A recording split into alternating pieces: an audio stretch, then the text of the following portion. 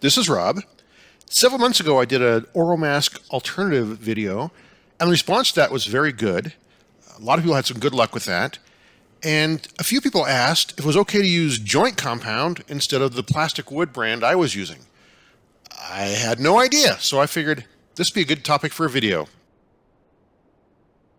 I had an old bag of sheetrock brand 20-minute joint compound, and I figured that'd be great for this test. I mixed up a batch and got it pretty thin, real liquid, like a thin pancake batter mixture.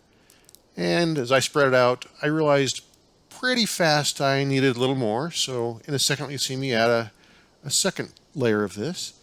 The next batch was a little thicker, but still pretty thin. In the end, there's probably a 1/4 inch thickness on this in a few spots, maybe 1/8 on average.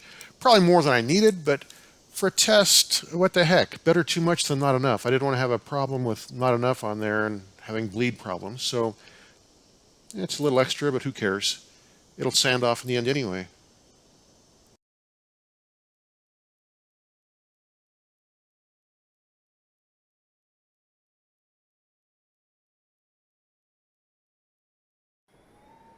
Now it's time to V-carve the text. It's pretty tall text, up to 1 inch tall in some spots. I will zoom through this because if you want to watch CNC videos, probably this isn't the best one. This is more a finishing video. So we'll speed this way up and we'll come back in a second once it's done cutting.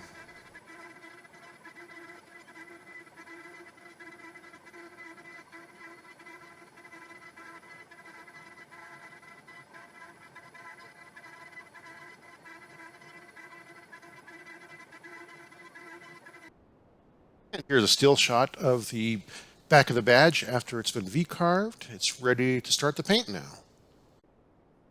For paint, I just use the cheap little squeeze bottles of acrylic paint.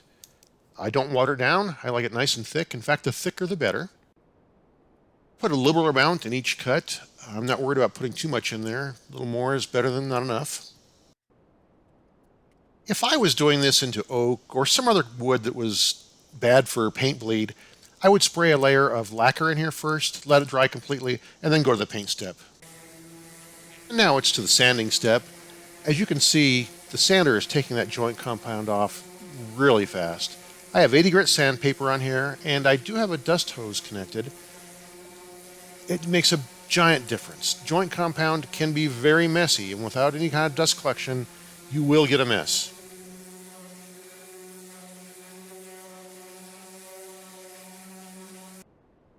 And here is the final version after a few coats of polyurethane. It came out very nice.